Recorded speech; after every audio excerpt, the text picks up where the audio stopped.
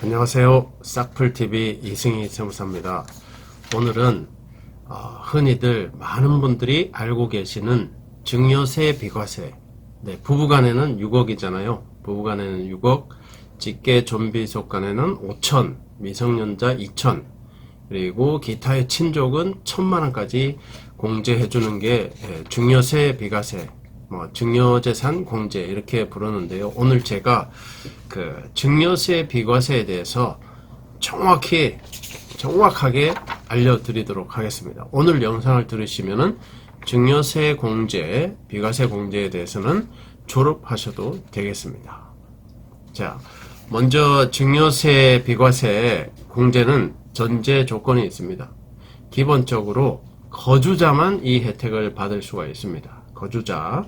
그리고 기준금액 적용 방법은 수증자, 재산을 받는 사람이죠. 받는 수증자 기준이라는 점입니다. 그리고 비과세 판단 증여재산은 과거 10년 이내 증여받은 모든 금액을 합산한다. 이렇게 세 가지 전제 조건을 가지고 이해하셔야 되겠습니다. 자, 먼저 그 용어의 정의입니다. 거주자의 의미를 정확히 알고 계셔야 되는데, 거주자는 기본적으로 국내에 한국에 주소를 둔 자를 의미하는데, 주소를 두지 아니하더라도 거주자로 인정되는 경우가 있습니다. 바로 거류지 등록인데요. 국내에 183일 이상 거소를 둔 자도 거주자로, 세법상은 거주자로 의제해서 이 증여세 비과세 혜택을 모두 받을 수 있다는 의미가 되겠습니다. 그렇기 때문에 비록 외국인이라고 하더라도 국내에 거소를 183일 이상 두게 되면은 거주자로 취급받아서 역시 이 증여세 비과세 혜택을 모두 받을 수 있다. 이런 의미가 되겠습니다. 여기서 183일은 1년의 절반 정도 이런 의미인데요.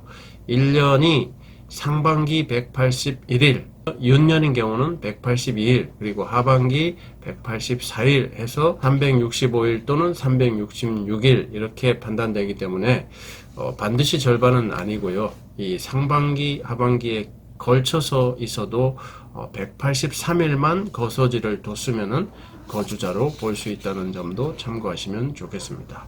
주소란 국내에 생계를 같이 하는 가족이 있고, 그리고 국내에 자산의 보유 유무 등을 따져서 판단하는데, 실제 생활 관계를 따져서 객관적으로 판단한다, 이렇게 보시면 되겠습니다.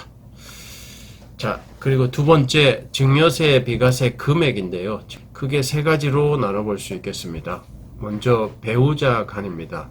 배우자 간에는 남편과 부인 쌍방향입니다. 남편이 부인한테 증여할 수도 있고 부인이 남편한테 증여할 수도 있습니다. 각각 쌍방향으로 각자 6억씩 비과세 받을 수 있겠습니다. 그 다음에 두 번째, 직계 존속, 직계 비속 간의 증여인데요. 이 또한 쌍방향입니다.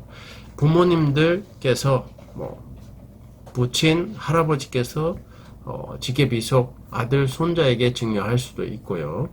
반대로 아들이나 손자가 능력이 뛰어나서 부모님에게 증여를 하실 수도 있겠습니다. 역시 밑으로 5천, 위로 5천, 동일하게 쌍방향 5천만원 비과세 되겠습니다. 다만 이제 주의하셔야 될 점 두 가지 있습니다. 직계 존속은 이제 그룹핑을 하는데 배우자를 포함한다. 배우자를 포함하여 직계 존속은 그룹핑을 한다. 이렇게 보시면 되고, 직계 비속은 그룹핑을 그 형제, 자매를 포함해서 그룹핑을 한다. 이렇게 보시면 되겠습니다. 직계 비속이 증여할 때는 배우자는 며느리가 되기 때문에 결혼으로 맺어진 인척이기 때문에 직계 비속으로 분류되지 않는다는 점, 즉 배우자, 직계 비속을 그룹핑할 때는 배우자를 포함하지 않는다는 점 참고하시면 좋겠습니다. 자, 다만 이제 직계 비속이 수증자가 되는 경우 미성년자, 민법상 만 19세 미만이죠. 만 19세 미만인 경우 2천만원까지만 증여세 비과세를 받을 수 있다. 이 점도 참고하시면 좋겠습니다. 그리고 세 번째, 기타 형제 자매 등 형제 자매들 간에 증여를 할 경우는 1,000만 원까지만 비과세를 받을 수 있다. 이런 의미가 되고, 네, 이 기타에는 인척, 결혼으로 맺어진 인척인 며느리, 사위도 포함된다는 점 참고하시면 좋겠습니다. 네, 구체적으로는 6촌 이내 혈족이나 4촌 이내 인척으로부터 받은 수증자가 받은 금액은 1,000만 원까지 비과세가 된다. 이렇게 보시면 되겠습니다. 제가 이거 촌수 계산하는 방법을 간단히 한번 설명드려 보겠습니다. 기본적으로 촌수 계산하는 방법은 나 자신을 기준으로 해서 위로 한 단계 올라가면 1촌이 됩니다. 부모님이죠. 부친, 모친은 나와의 관계에서 1촌이 되겠습니다. 그리고 이제 부부 간에는 촌수가 없습니다. 무촌입니다. 칼로 물베기라고 하죠. 부부 간에는 무촌이기 때문에 나와 부친은 1촌, 나와 모친도 1촌 이렇게 되겠습니다. 그리고 이제 한 단계 올라가서 부친 입장을 놓고 보면은 부친은 형제가 있을 수 있죠. 그러면은 부친과 부친의 형제, 작은아버지, 큰아버지죠. 이분들은 이제 형제간이니까 2촌이 되는 거죠. 2촌. 그래서 나 입장에서 부친의 형제 3촌이 되는 겁니다. 3촌. 그리고 3촌 기준으로 다시 3촌에 아들이 있으면은 3촌과 아들은 1촌이죠. 1촌이 벌어지는 거죠. 그러면 나와의 관계에서는 3촌의 아들은 나와의 관계에서는 4촌이 되는 겁니다. 자기 부모님의 자녀인 본인과 3촌의 자녀와의 관계에서는 4촌 지간이 되는 거죠. 4촌. 그리고 그 4촌이 아들을 낳으면은 나와의 관계에서는 5촌. 그 4촌의 아들이 아들을 낳으면은 즉 4촌의 손자는 나와의 관계에서는 6촌이 되는 겁니다. 자, 이렇게 촌수 계산을 간단하게 살펴드린 이유는 다음에 이제 친족의 범위를 말씀드리기 위해서입니다. 자, 세 번째로 증여세 비과세와 관련해서 반드시 참고하셔야 될 꿀팁 첫 번째, 배우자의 범위입니다. 배우자의 범위는 사실혼 안 됩니다. 반드시 민법상 법률 배우자만 배우자로 인정되고 있는 점 참고하시면 좋겠습니다. 그 다음에 두 번째, 직계 존속입니다. 앞에서도 말씀드렸는데 직계 존속은 그룹핑을 합니다. 그룹핑. 아버지와 어머니 묶어서 계산하셔야 되고 할아버지, 할머니, 아버지, 어머니 전부 묶어서 직계 존속 그룹으로 그룹핑 묶어서 계산하셔야 되겠습니다. 그리고 부모와 조부모, 아버지, 할아버지, 배우자, 할머니, 어머니 다 포함하는 밴드 개념이 되겠습니다. 그리고 세 번째, 직계 비속도 이제 형제, 자매 이렇게 있는데요. 엔드 개념으로 그룹핑을 하셔야 되겠습니다. 이 직계 비속 그룹에서 부모님에게 역으로 증여를 하는 경우는 부모님은 이 직계 비속 형제, 아들, 딸로부터 받은 모든 금액을 합산하셔야 된다. 이런 의미가 되겠습니다. 다음 네 번째 꿀팁입니다. 양자가 수중자인 경우는 어떻게 될까요? 예전에는 양자를 보내는 경우도 많았는데요. 형님이 아들이 없어서 동생이 아들을 양자를 보내는 거죠. 이럴 때 이제 동생의 아들이 형님의 아들로 법률적으로 형님의 아들로 이렇게 되는 거죠. 이 경우 형님이 너무너무 이쁘고 감사해서 이 동생 아들인 양자에게 증여를 하는 경우죠. 이렇게 양자가 수중자인 경우는 생가인 아버지의 직계 존비속과 양가 큰아버지죠. 큰아버지의 직계 존비속 이렇게 엔드 개념으로 간다는 점도 참고하시면 좋겠습니다. 그리고 결혼한 여성분이죠. 출가녀인 경우입니다. 이때 출가녀는 며느리이죠. 며느리 입장에서는 친정 쪽에서는 직계 존속만 해당이 되시고요. 시댁 쪽에서는 남편 쪽에서는 직계 비속만 증여세 비과세가 관련이 있겠습니다. 다음 여섯 번째, 외손자와 외조부모, 외손자와 외할머니도 직계 존비속에 해당됩니다. 이유는 외할머니 입장에서 보면은 외손자는 딸인 직계비속인 딸의 직계비속이기 때문에 직계로 연결이 쭉쭉 돼서 외손자와 외할머니도 직계 존비속 관계에 해당할 수 있겠습니다. 네, 다음 7번째 꿀팁입니다. 이번에는 여러 차례 증여를 한 경우 증여세, 비과세 공제를 어떻게 하느냐 이런 문제인데요. 동시에 2건 이상의 증여가 빡 일어났어요. 이때는 뭐 그냥 안분하셔서 공제를 받으시면 되겠습니다. 그런데 증여가 시기가 다릅니다. 뭐 2016년도에 증여하고 2020년도에 또 증여하고 이렇게 했어요. 이럴 때는 앞선 증여부터 순차대로 5천만 원씩 공제를 하셔야 하겠습니다. 자, 드디어 친족의 범위 1,000만 원 공제되는 친족의 범위를 말씀드릴 순서입니다.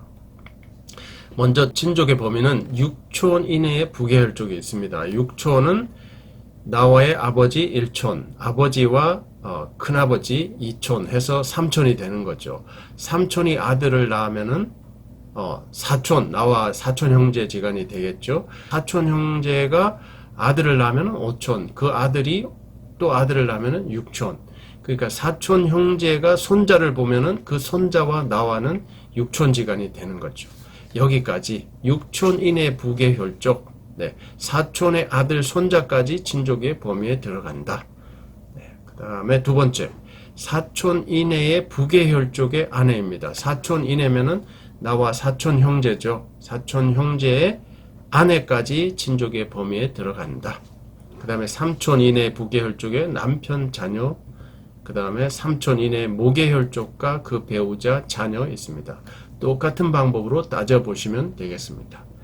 그 다음에 특이사항, 입양자의 생가의 직계 존속도 친족의 범위로 들어갑니다. 그리고 출양자 및 그 배우자와 출양자 양가의 직계 비속도 친족의 범위로 들어갑니다. 그리고 특이한 점, 혼인 외 출생자의 호적에 올라가지 않은 출생자의 생모도 친족으로 들어갑니다. 친족으로.